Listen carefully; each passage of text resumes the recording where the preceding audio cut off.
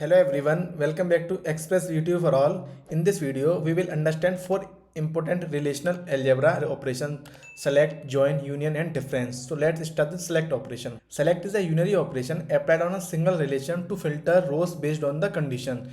It works by selecting only those tuples that satisfy the given condition. So it performs horizontal partitioning. The notation is sigma of condition applied on a relation. Its properties are number of attributes remain the same but the number of tuples may reduce and it's commutative.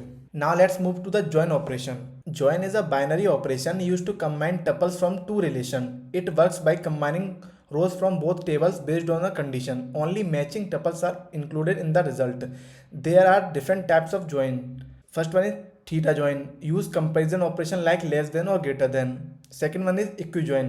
Use only equality condition. And third one is natural join. Automatically join attributes with the same name and remove duplicate columns. Now let's understand union operation. Union combines tuple from two relations into one. It returns all the tuple present in either relation and duplicate are removed automatically. So for union, both relations must be union compatible, meaning the same number of attributes and same domain. Also, union is a commutative and associative. Now move next one, which is difference operation. Difference return tuples that are present in one relation but not in another. It works by subtracting one relation from the another.